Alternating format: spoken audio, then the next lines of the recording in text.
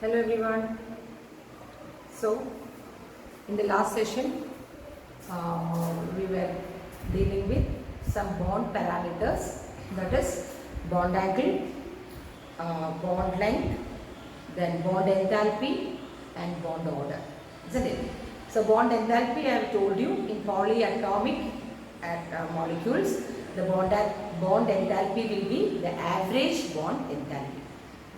Now we will see one very important topic, that is in the next year also it will be useful, very useful, that is resonance. Okay. What do you mean by resonance? Resonance is nothing but, see, we studied that, or we have come across with writing the Lewis dot structure or Lewis dot structure, isn't it? But in some cases what happens is, one structure is not enough to get all the informations about a molecule. Okay, for example, if you take an example like ozone, O3. Now we know that we have written the Lewis structure as what? We have written the Lewis structure as O, then double bond O and single bond O, isn't it? So 2, 4, 6, 8. 2, 4, 6, 8, 2, 4, 6, 8. So, this is the structure, this is the Lewis structure we have given for the ozone molecule or O3. Okay, see, listen, in this molecule we have one oxygen-oxygen single bond, isn't it? Oxygen-oxygen single bond, and there is one oxygen-oxygen double bond, isn't it? Now, normally an oxygen-oxygen single bond will be 148 picometer. Picometer, you know. Okay. So, the bond length is measured normally in picometer. So, this oxygen to oxygen single bond normally is having a value of 148 picometer. Okay. And oxygen-oxygen double bond is 121 picometer. You know, we studied in the bond length. Now, as the number of bond increases, what happens? The bond length decreases. That is, it will come closer and closer. For example, hydrogen, the bond length is greater than oxygen, because oxygen double bond is there, isn't it? And the oxygen double bond is greater than nitrogen triple bond, because nitrogen triple bond is very, very short. 3 bonds are there. And you know, so oxygen double bond is lesser than oxygen single bond, that is 121 picometer. So this is the actual data for oxygen single bond and oxygen double bond in O3. But on experimental verification, because when you have a structure or when you develop a structure, you will have so many confirmations regarding that, isn't it? Or you have to collect so many informations regarding the bond length, and is the bond length, every bond length is equal or different? These are all, you get this data from the so many techniques are there. For example, spectroscopic methods. Spectroscopy is another branch of chemistry which deals with the spatial arrangements and the spectra. Okay, spectra. So that you will deal in when you take chemistry as a main subject. That is NMR spectroscopy, nuclear magnetic resonance spectroscopy. So many spectroscopical these are there. Okay. So from spectroscopical data you can find out, or from X-ray diffraction techniques or electron diffraction techniques. All these techniques will give the data of actual bond of ozone. So on doing that, experiment shows that this O in O3 molecule, all the oxygen bond length is same, isn't it? So, but we know that, or according to our Lewis structure, one is an oxygen double bond and one is an oxygen single bond. So where does this indicates, or what does this indicates? That X-ray diffraction or spectroscopic data shows that all the bond, that is the 2 bonds in the ozone, are identical in nature. So how does it happen? And this is happened due to a property called as resonance. Okay, which means we can have more than one Lewis structure. Or if one structure, Lewis structure cannot give all the informations about a particular molecule or a compound, we can have similar structures. You can have similar structures with similar energy or having same energy or having same valence electrons or orbitals, but different structure. So we can have more than one structure for a molecule. And that structures are called as resonance structures, or you can call it as canonical forms. What is it? Canonical forms. Canonical means different structures. But all these structures are same in energy. Same bond is there. Same energy is there. Same type of orbitals are taking part in that formation. All things are stable. Same. Okay, but different structure. Okay, so if one structure or Lewis structure cannot give all the informations regarding a molecule, it can have so many structures which is having same energy and everything will be same except the structure will be different. So that type of structures are called as canonical structures.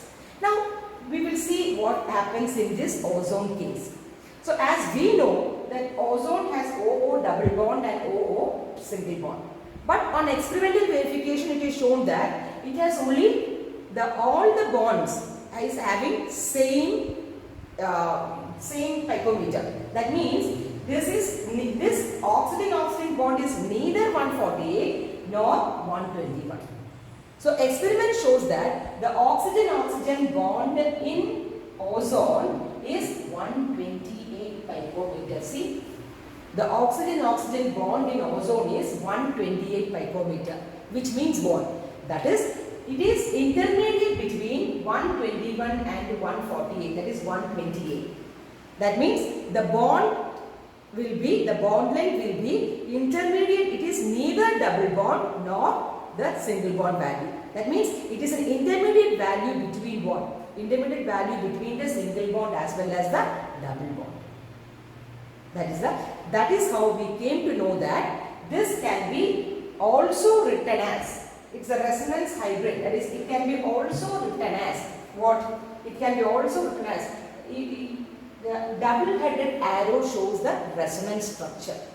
Okay, so it can be also written as like O, here it is single bond, so here we will have double bond and here we will have single bond. So this is the canonical structure or the resonance structure of ozone. Okay, so you can have, see here this structure and this structure have all other similarity except the spatial arrangement, isn't it? Here in this oxygen it is having 3 lone pair, but in this structure this oxygen has got only 2 lone pair, and exactly the same with the other two. So only difference in the spatial arrangement of these atoms, but all other things regarding the energy, the stability, everything remains the same. So if a molecule is explained by more than one structure, you call it as a canonical form or a resonance structures. Okay. Then now we will say, or we are again saying that if we want an exact picture of an ozone molecule, I will say it is neither this neither that. It is neither this nor that, which means it has got again another structure, or ozone can be represented by another structure which is called as a resonance hybrid. What is it? Resonance hybrid. A resonance hybrid means it has both the structures, or it contributes what all in both the structures. It means, see, it will be like this. See, which means what? What do you mean by this? I made it single bond and I made this double bond in both the structures as like this, which means that this is an electron cloud. This is an electron cloud which is participating both in this oxygen-oxygen single bond as well as in the oxygen-oxygen double bond. And this is called as a resonance hybrid. What is it? Resonance hybrid. So these two structures can be put up as one structure which is called as a resonance hybrid, which implicates that this can be written as this, or this both can be written in one structure, which is written as like this. This shows that this has both single bond character and a double bond character. That is why experimental data shows that all the bonds in ozone are same. That is 128 picometer. Through the X-ray diffraction technique, if we measure this oxygen, if we say 1, 2, oxygen, it is 128 picometer. And if this is also calculated, it comes to be same as 128 picometer. Which means what? Which means actually we know oxygen single bond is 148 picometer and oxygen double bond is still smaller, which is 121 picometer. But an actual representation, this has a 121 picometer, which is neither, 128 picometer, which is neither this nor that. Which means in between, that is what is called as resonance. Okay, so you know, hope you got it, that idea of resonance, which means if a single molecule cannot be represented by any one form or any one Lewis structure, we can represent in so many structures having the same energy, with same stability, with same number of electrons, but the spatial arrangement will be different.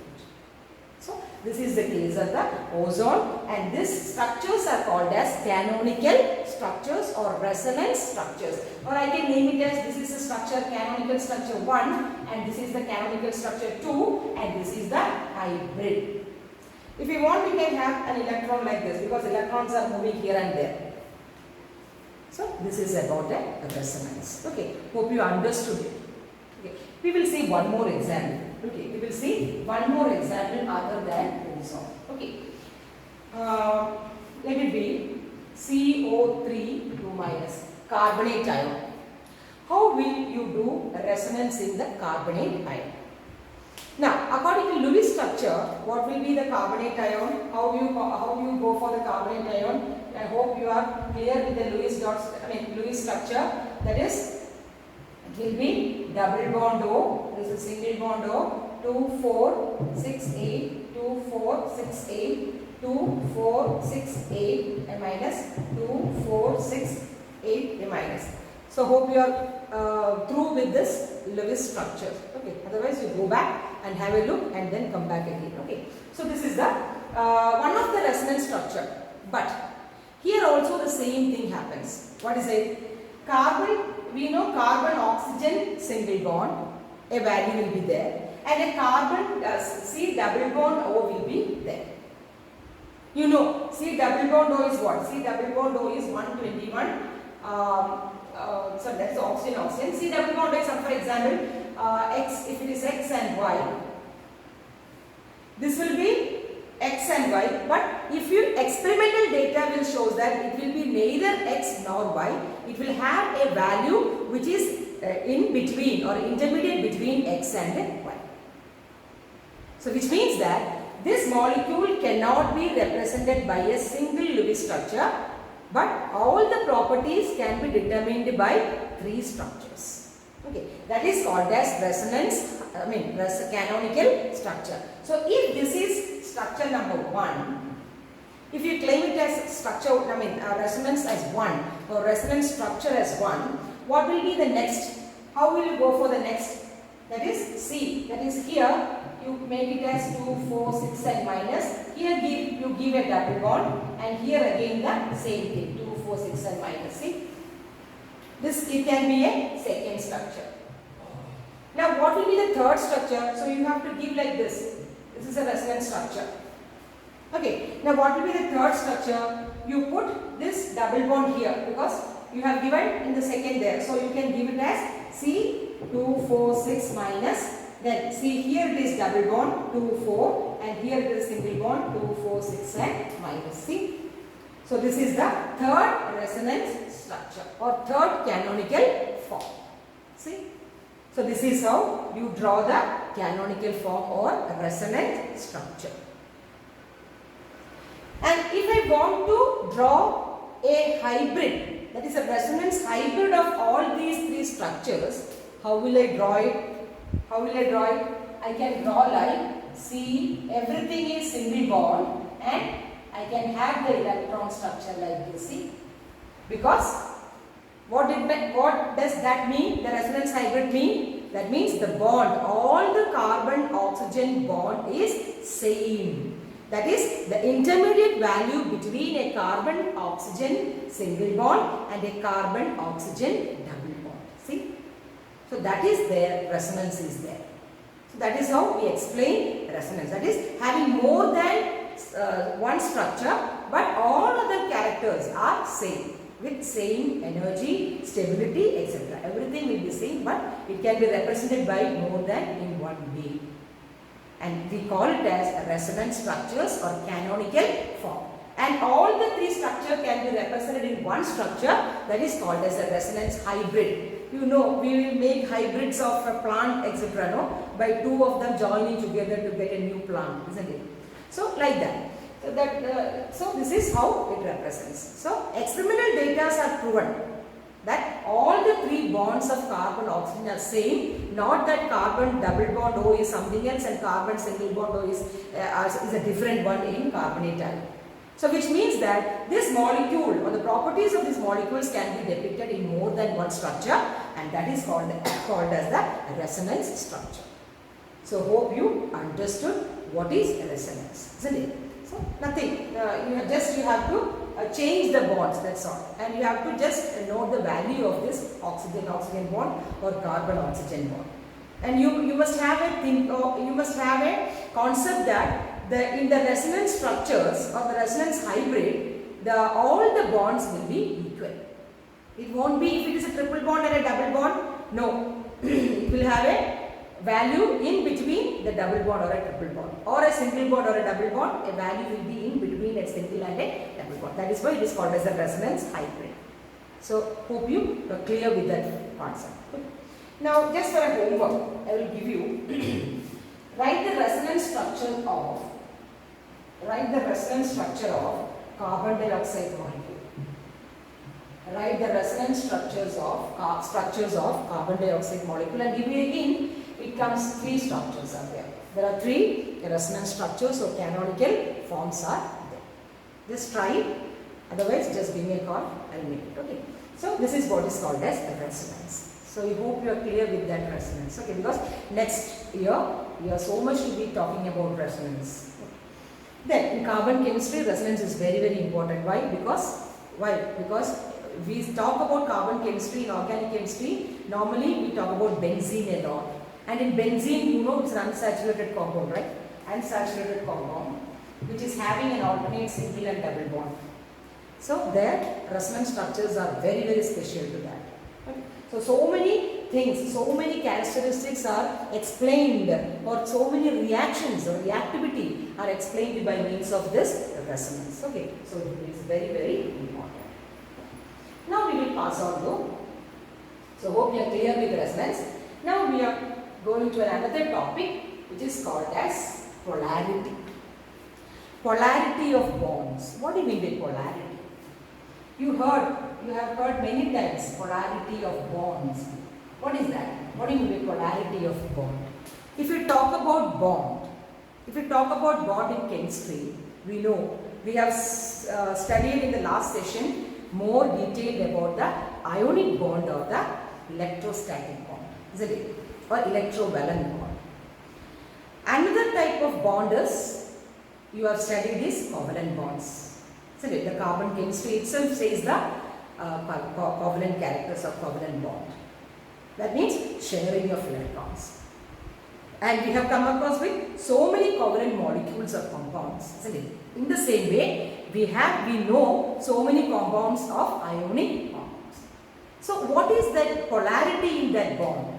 If you talk about bond, ionic bond, you know how an ionic bond is formed by the transfer of electrons. Now where in that the polarity comes? Or if you talk about a covalent bond, it is by sharing of electrons.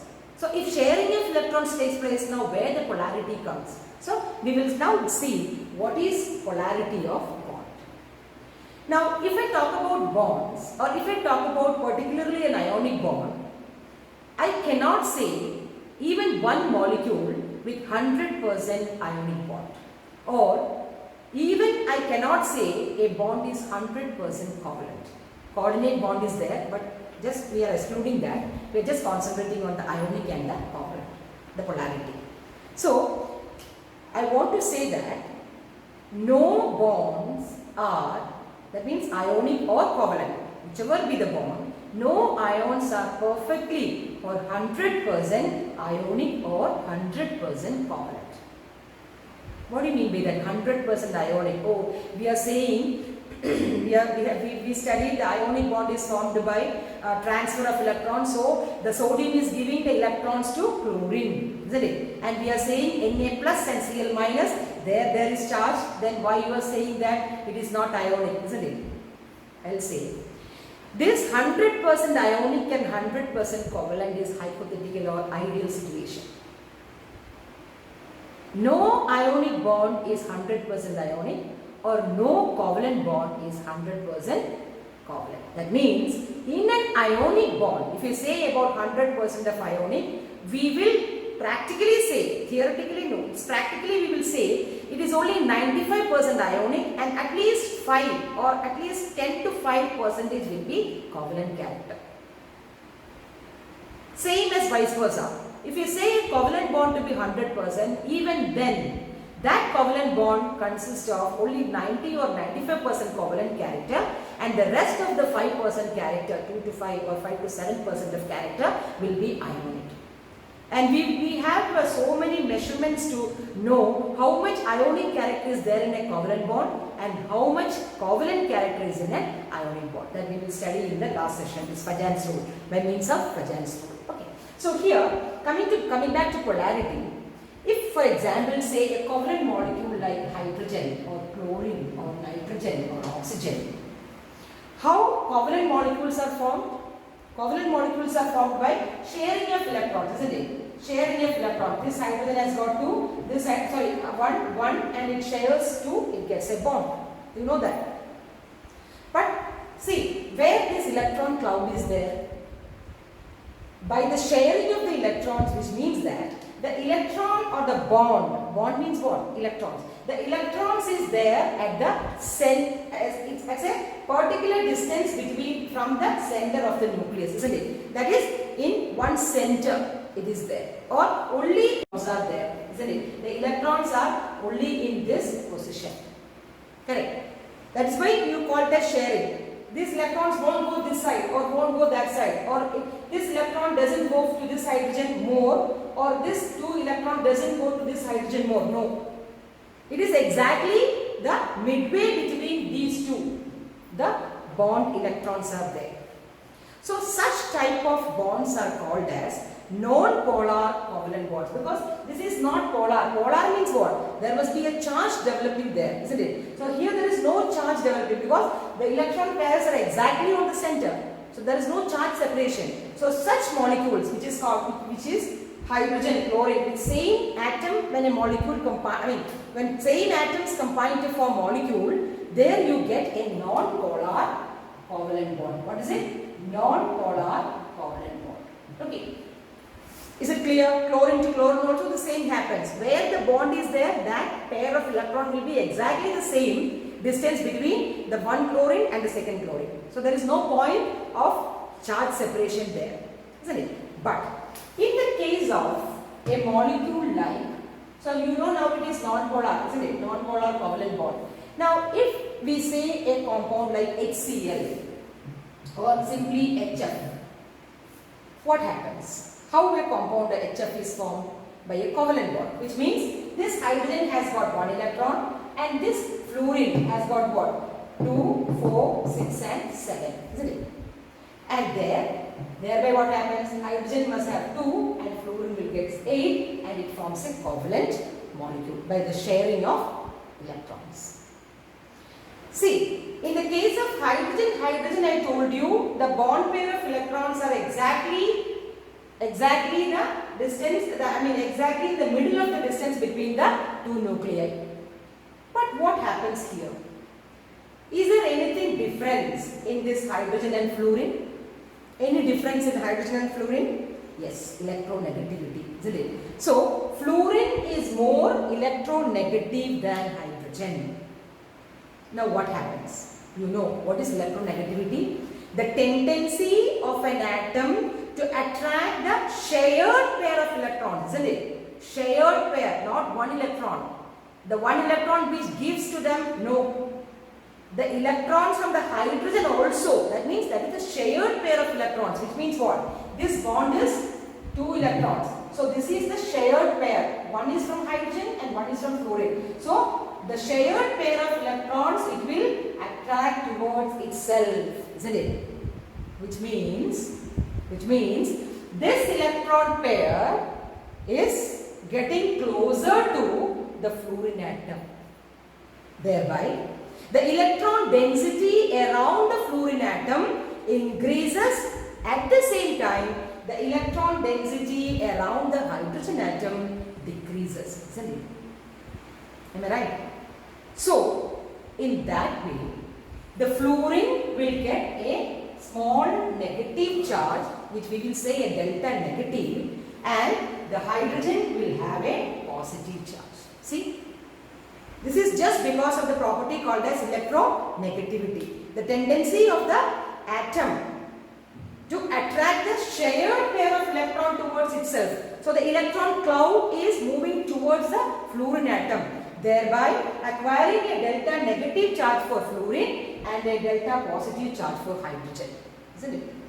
And such type of compound, for example, HCl, HBr, okay, so that type of compounds are called as polar covalent bonds. So, polar covalent bonds. So, two types of covalent bonds now we discussed. One is non-polar covalent bonds and the second is polar covalent bonds. So, in polar covalent bonds, what happens? There is a charge separation between the atoms in the molecule. See, there is a charge separation between the atoms in the molecule. So there is a developing a charge, and that property of giving a charge separation to a molecule is called as dipole moment. What is it? Dipole moment. So the charge separation between the molecules in a polar covalent bond is called as dipole moment. Dipole, no? Positive and negative, dipole. So it is called as dipole moment.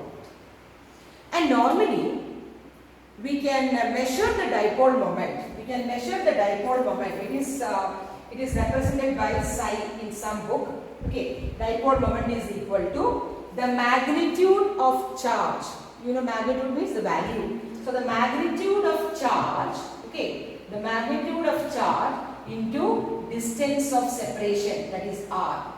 What is the distance of separation between the two atoms, that is R. So, magnitude of the charge into the distance of separation R will give you the dipole moment psi.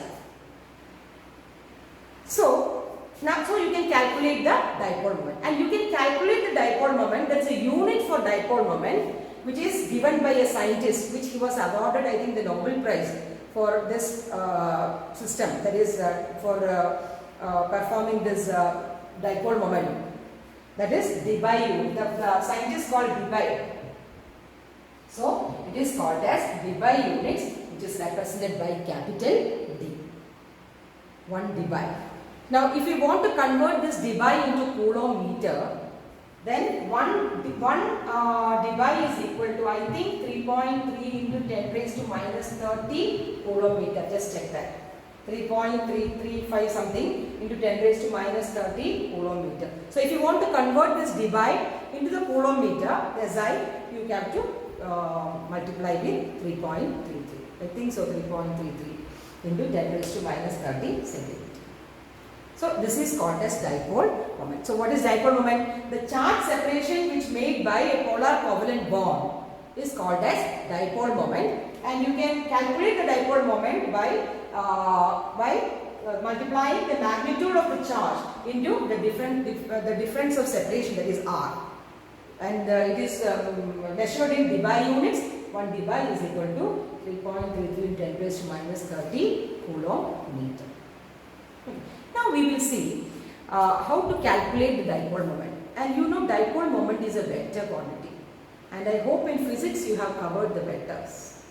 So it will be made more easy for you. So it is generally a vector quantity, both direction as well as. So it is a vector quantity and it is represented, you know how to represent a vector. So dipole moment is okay, right? Yes. So in order to represent a vector, you will say or you will write it as like this. Which means what? Which means the arrow points towards the negative charge. For example, if HF, you write like this because the fluorine atom is more electron negative, so the electron is more towards the fluorine and the positive is hydrogen, so you will represent the vector like this in the case of an HF molecule. Which means the negative sign will have that arrow. Okay, now this is the case of a diatomic molecule. But in the case of a polyatomic molecule, having more than 2, for example 3 or 4. So in the case of a polyatomic molecule, and see, this is called as the bond polarity. That means the polarity in the bond. Isn't it? See, this bond is called as the bond polarity. Which means we can represent that by a vector which shows that this element has more negative charge and this is more positive charge. Means the electron clouds are moved towards this atom rather than this atom. Correct. Now, in the case of a polyatomic molecule, this dipole moment does not, it actually not only depends on the bond polarity, but also on the spatial arrangement of this molecule. It's very, very important. Then only you can calculate the correct dipole moment for a molecule. We will see in 2 or 3 molecules. Okay. So what I mean is, in the case of a polyatomic molecule, the dipole moment is calculated not only by the bond polarity. You cannot see only the bond, but also how the molecule has got that spatial arrangement or the representation of that molecule. Then only you will get the correct dipole. Or we will see an example how to calculate the dipole moment of water. Okay. You know, or as I said in earlier sessions, that water has got a V-shaped. Now last session only, in bond angle we talked about water. So water has got a V-shaped or a bend structure. So it is like this, HOH, or we can keep it as for the case of dipole. To write the dipole, we will say O here, then hydrogen and hydrogen. See, just to show you how to calculate the dipole. Now H and O. Now how you represent that bond dipole of this HOH bond dipole? You know oxygen is a more electron negative atom and hydrogen is a least, so it will come like this, isn't it? This is the bond dipole. Now what about the bond dipole in this? It will be like this, correct? Now if this is the case, I will draw another diagram which calculates the dipole moment. See how the dipole moment will go. This and this, the resultant dipole will be, see, the resultant dipole will be like this. See, the resultant dipole of this and this will be like this. That you are studying in vectors. So this is how you calculate the dipole will be in this direction. Okay. And this is having 1.5 dpi or something like that. So leave that. So this is how you calculate the dipole. This is the dipole of water molecule. Okay. So this is the bond dipole. This is again the bond dipole. But this is the resultant dipole moment which is in this direction. These and these two gets added and it forms perpendicular to it, to that direction. So this will be the resultant dipole. Okay. Now we will see another example. Oh, this is clear, right? So next example is beryllium fluoride, that is BeF2. How you will calculate or how you will see the resultant dipole of BeF2. Now you know beryllium and 2 fluorine atoms are there. Now what is the bond dipole of this beryllium to fluorine? This will be like this, isn't it? So because fluorine is more electronegative. and this one like this, isn't it? So this is the bond dipole of, what? This is the bond dipole of beryllium fluoride. Now it is equivalent to, how will I calculate the resultant dipole or dipole moment? Resultant dipole, it will be this plus this, isn't it? One will be in the left direction, one will be in the right direction. So the resultant dipole will be, it gets nullified and the resultant dipole is 0. See? Got it? BeF2. First you draw the bond dipole. Where the electron density is going, that arrow, the vector you have to show. Then you get the resultant dipole. This plus this. One going to one direction, the opposite direction it goes, so it gets nullified. It is 0. Correct? Now one more I will show you. That is BF3. Boron trifluoride. Now you know, hope you got that, isn't it? Boron trifluoride. So it will be a planar, trigonal planar, that is F, F and F. See? Boron trifluoride. So for your easiness, I will draw like this. That is B, F, F and F. See? Just to make you understand. Now what happens? What is the bond polarity here? It is like this, isn't it? Now what is the bond polarity? It is like this in this bond, and the bond polarity is like this. See? This is the bond polarity structure. Bond polarity. Listen. Bond polarity. Now what is the resultant dipole? This and this, the resultant dipole will be this, isn't it? We have seen that in water. In this and this, if you add, you will get this vector. So this vector and this vector gets nullified. See, the resultant will be, this is for this, that is the resultant of this two will be this and this. See, so this plus this is right, this is left. So it gets nullified and the resultant dipole moment is 0. So that is how you calculate the dipole moment for the resultant dipole. Hope you understood. Okay. Now we will have a interesting one, that is a comparison of two molecules. The dipole moment of two molecules. One is NH3 and the other is NF3. Now, if you just look at these two molecules, we may say, since fluorine is more electron negative, the NF3 will have a greater dipole moment than NH3. As a general view, I am saying, it's a general view. But actually, NH3 has got a greater dipole than NF3.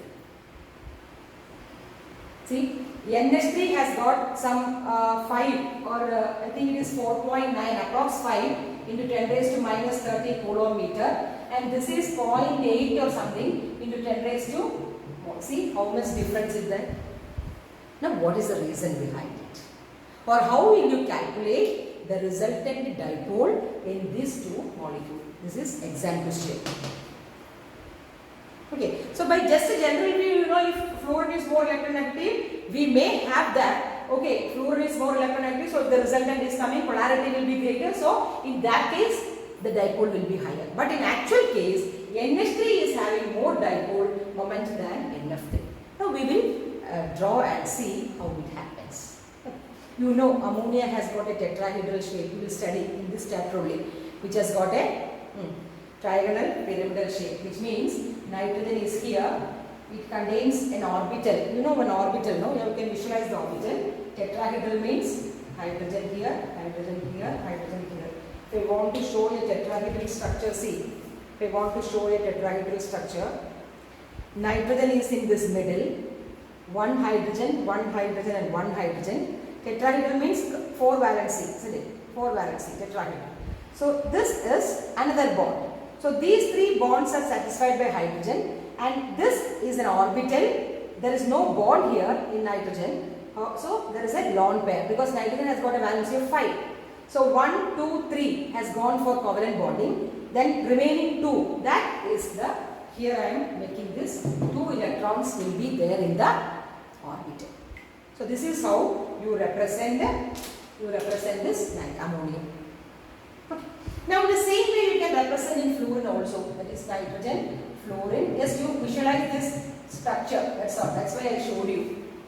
Correct. Okay. Now we will see. Now you can draw the bond polarity. Correct. How will you draw the bond polarity? You know, with respect to hydrogen and nitrogen, which is more electronegative, of course nitrogen. So the bond polarity will be like this, isn't it? Like this. Now here also it will be like this. Correct. And here also actually it will be like this. So here also it will be like this. No doubt about it, right? Now one more thing I want to mention here is, in this case, that means you know now the orbital, the p orbital is dumbbell in shape, right? And that orbital has got a shared pair of electrons, that is this, we call this lone pair. You know what is bond pair and lone pair, I told you. Bond pair means these are bond pair, that is taking part in bonding. Whereas this is a lone pair which does not take part in bonding. It remains as such as the shared pair of electrons. That is called as lone pair of electron. Okay. So here, in this case, the electron cloud is here. So what happens? This will be having a dipole like this. See? Since it is towards the upper side, the orbital is on the upper side. It's a pyramidal, trigonal pyramidal. Okay. Tetrahedral geometry is there. We will see how the shape comes. That also in this, because the name, the chapter itself is chemical bonding and molecular structure. So after this bonding, after it's over, we will move on to the molecular structure. There you will see the tetrahedral is changing into the pyramidal shape. That is because of the lone pair of electron. Okay. We will see later. So this, just concentrate that. In this orbital having a lone pair, the dipole will be on the moving on the upward direction, because it is in this direction. Correct. Now see the resultant dipole. See the resultant dipole. This and this. The three together, see if I want to show you, these three together, it is coming up, this is coming up and this is coming up. So where will be the resultant? It is also coming up. So these three bond polarity, the resultant is like this. See, resultant is this. And this plus again the dipole of this lone pair is also in the same direction. So what happens? The polarity increases, isn't it? It is doubling. It is adding. So it increases. So it comes around 4.9 into 10 raised to minus 30 coulomb meter. Got it? Now we will see this case. What happens? See, nitrogen and fluorine, which is more electronegative, fluorine. So where will be that? It will be like this, isn't it? Towards the fluorine. Correct? And here it is towards the fluorine. And here it is towards the fluorine. But in the orbital, where it will be? It will be in the upward direction.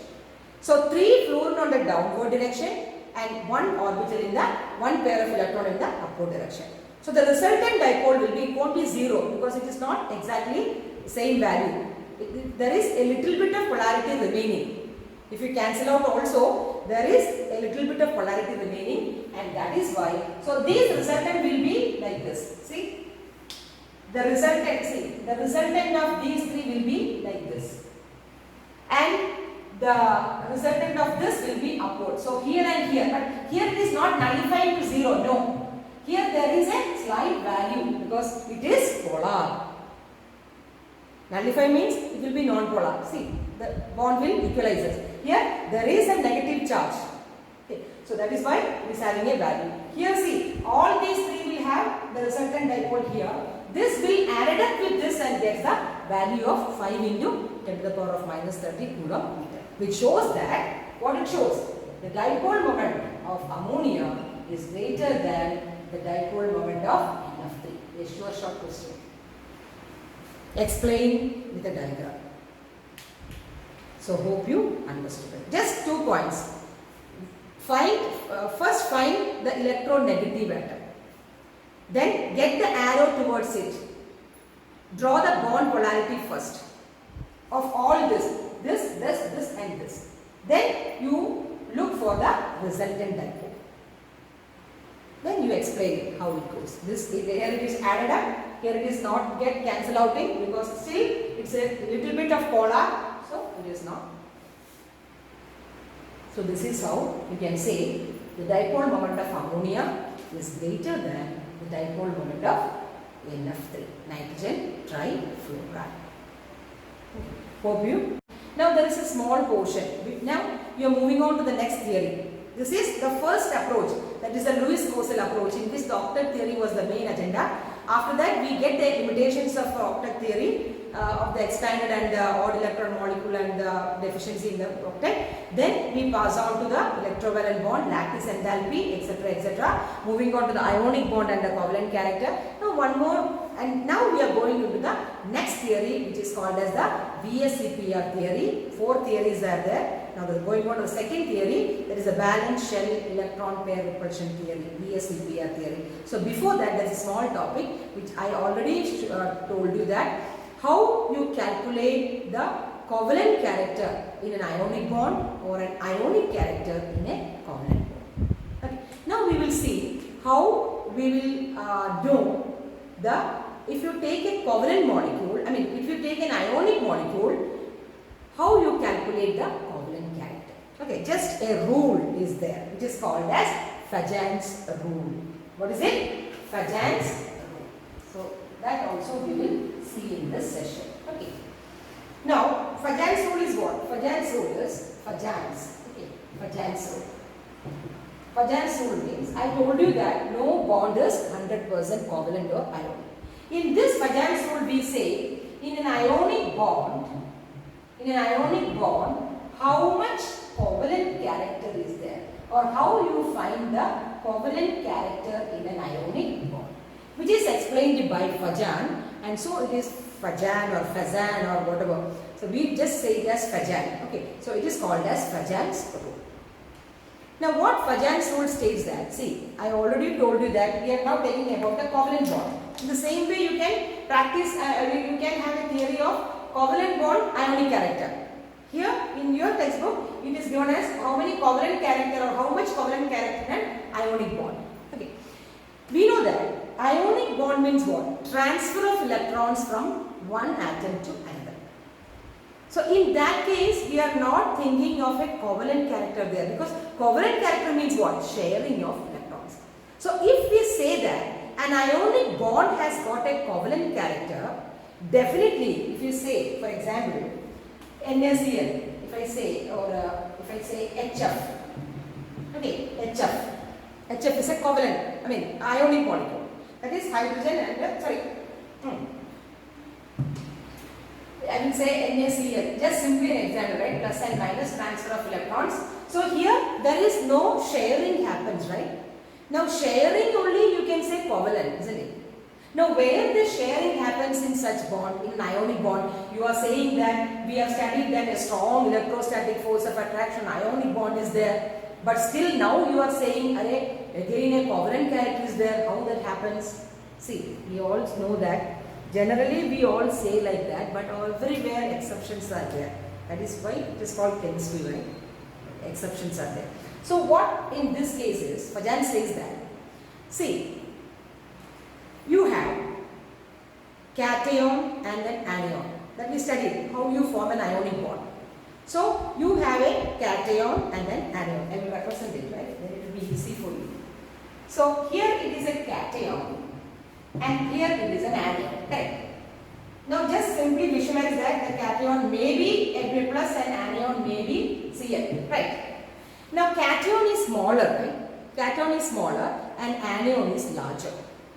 Right, that's a fact. So I will draw cation as smaller and anion as larger. Anion as larger. Okay. This is plus and this is minus. Now what happens is, how the covalent character comes in this into the picture is, now as the cation is smaller and the anion is larger, the cation will have a polarizing power, or the cation will attract the electrons from the anion. the cation will attract the electrons from the anion, and that is called as the polarizing power, Pp. That is, it is called as the polarizing power of the cation. So, for example, say this cation is attracting the electron cloud towards itself. See, hinge, it is into it. So, it is like this. See, it is like this. Attract. Now, next possibility is what? The anion, how much extent it will get polarized, or how much extent the electron cloud is distorted. See, in terms of this anion. So, if it is largely distorted, then covalent character will be larger. It is slightly distorted, then the covalent character will be less. So, in whatever way, there is a little distortion happening there. So, what happens? This round thing, that will again make a distortion. So, in the term of cation, you call it as polarization or polarizing power. Cation is always making a first attempt to drag this electron. Now, how much drag the electron will come depends upon the anion. So, that is called as polarizability. These two terms very important in the case of this covalent character. Fajans rule says. Okay. Then, now listen. We have an idea in the mind that this is a strong electrostatic force of attraction ionic bond. Now, what happens here? There is a distortion of what? The spherical shape is being distorted. And what happens? This electron cloud and this electron, where these meet together, there they share some amount of electron sharing. So, there the covalent character appears. See? Isn't it? So, in the ionic bond also, there is the possibility of a covalent character. Now, we can say as a rule, smaller the cation or greater the anion size, I am talking about size. Smaller the size of the cation, greater is the polarizing power. Larger the size of the anion, greater is the polarizing power or polarizability. Thereby, covalent character will be also greater. Correct. That is the first point. Second point, if the charge on the cation is more, what happened? The covalent character is also more.